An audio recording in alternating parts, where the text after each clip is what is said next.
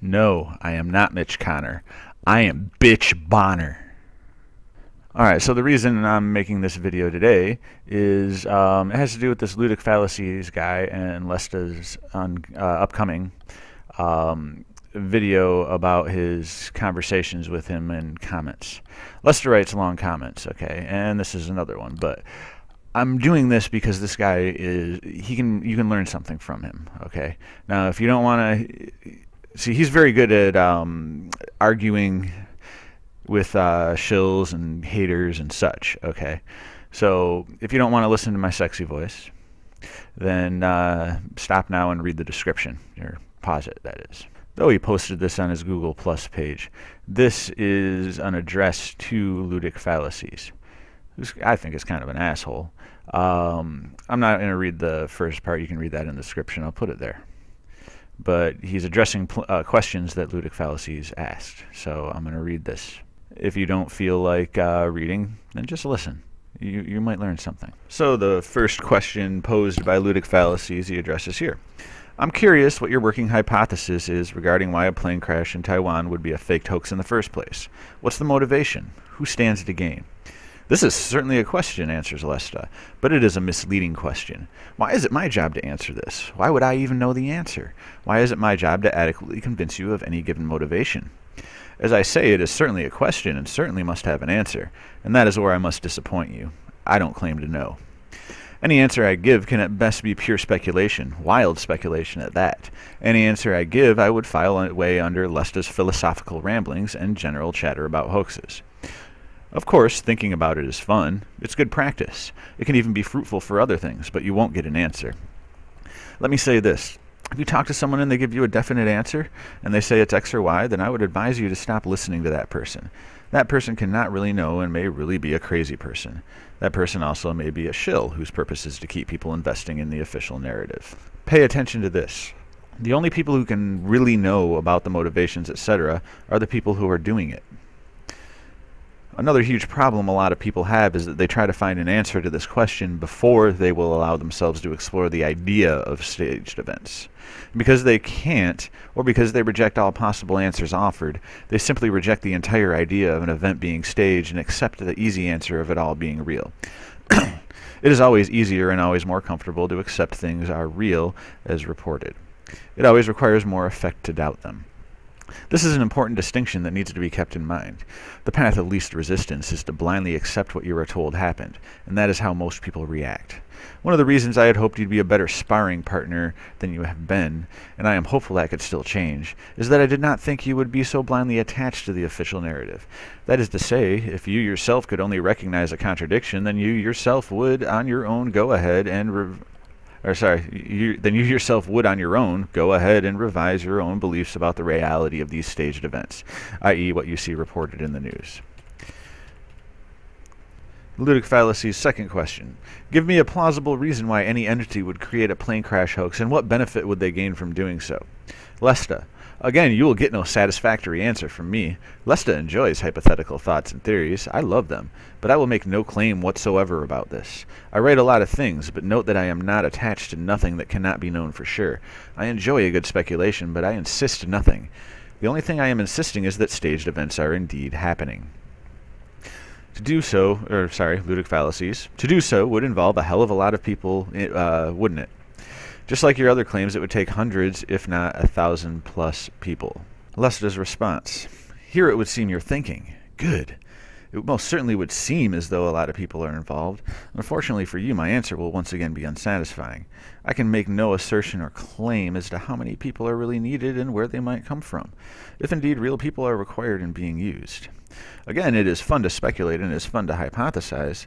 Some people are suggesting that a lot of these victims are just CGI. And if you look at the current state of technology, this claim may not seem as crazy or far-fetched as it first seems. Certainly 20 years ago, I would dismiss the idea out of hand.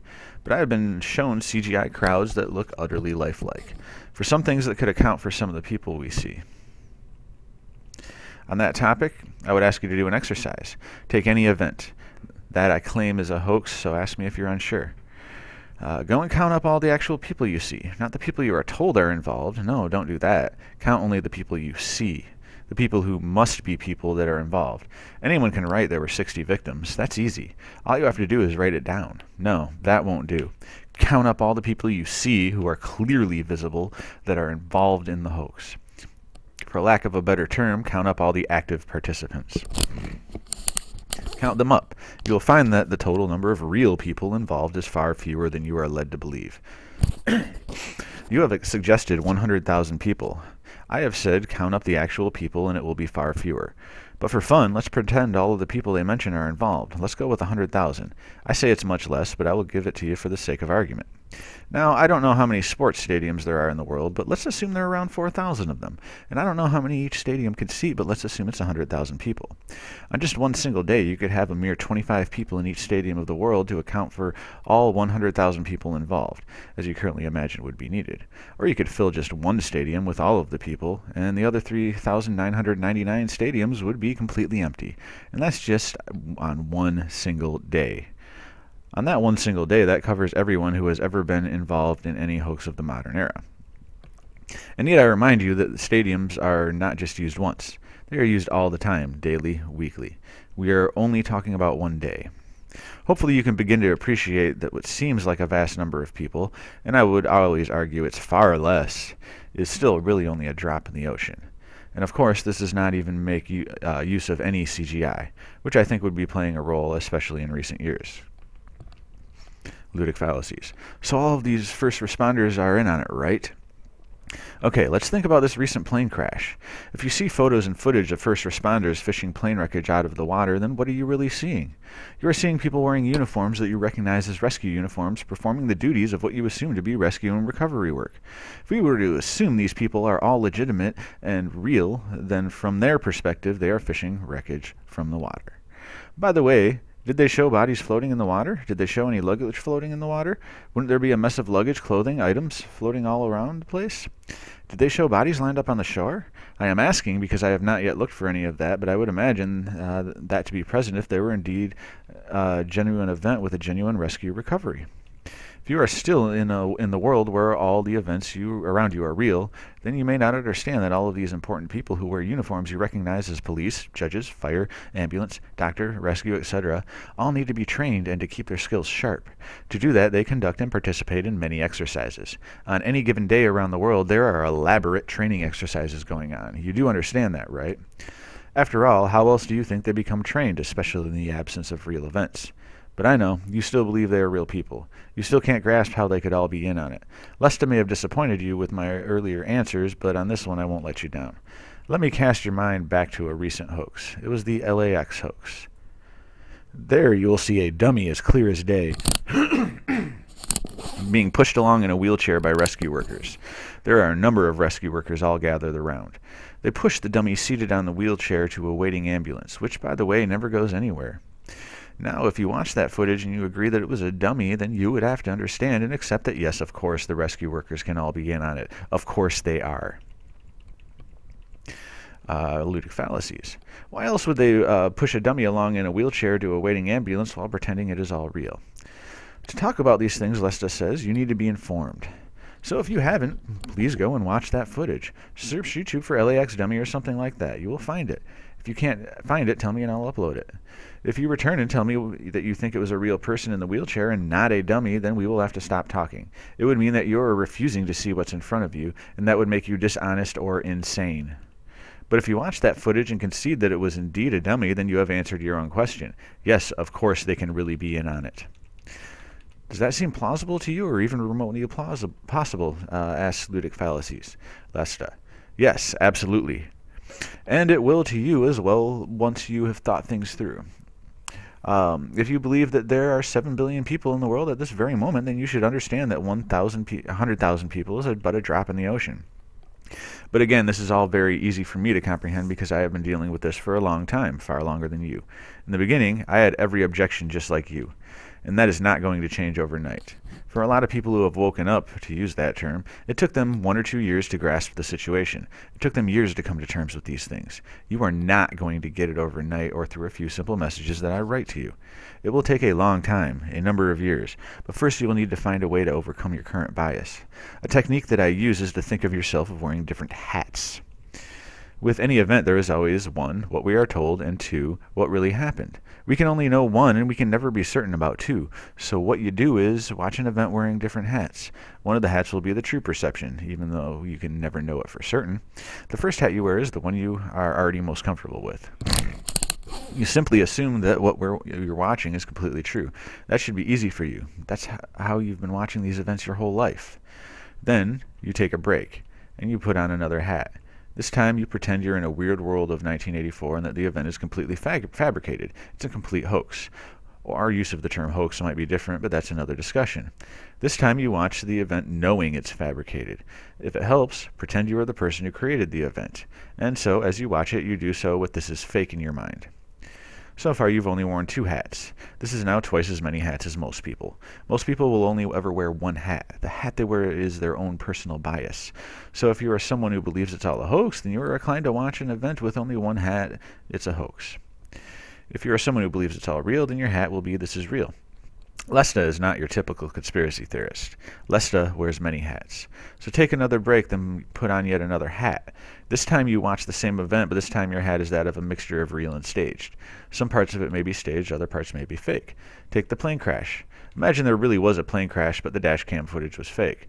Therefore, you have a real event, the crash, past tense. But what we are shown, the crashing of the plane, present tense, is the stage fabricated part.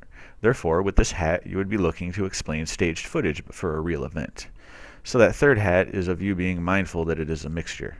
As I say, none of us can know the truth. Only the people who created the footage, if it were fabricated, or those who were in the plane, if it were real, can know the truth. But when we wear different hats, we will still see the same oddities, and that brings us to the reason why we do this. When you encounter an oddity while wearing a hat, it becomes either explained or not explained. For example, your bias is it's all real, and so when you see the path error, the 2 objects merging when this should be impossible, this can only be explained as compression errors or something, and that's okay. You would note that down as, while wearing the hat of genuine, I recognize the merging as compression error. But then you wear another hat, for example, it's entirely staged. Then when you encounter that oddity, you can now overcome your bias of compression, and you can see it as, that looks like a 3D model pathway alignment error. And once you've watched the event wearing all the different hats, you would review your explanations for oddities. I have mentioned 3, but you would need to include many more. For example, one hat would be, this is a real plane. And another hat would be, this is a CGI plane, etc. The number of combinations depends on the amount of time you want to invest in a piece of footage. Now, of course, the truth, which we can never know for sure, will be one of these, or some shade of these 3, i.e. it will be a hat variation, but what the precise hat will need to be could be quite particular. Depending on how motivated you are, you would examine an event from as many hats as you can. Understand that Lesta is trying to describe to you a technique for examining events. This is something I have been doing for many years. It is second nature for me. Maybe you have noticed in comments people have said, "well spotted," or something like that. It is no such thing. It is simply the result of wearing hats and doing it hundreds and hundreds of times.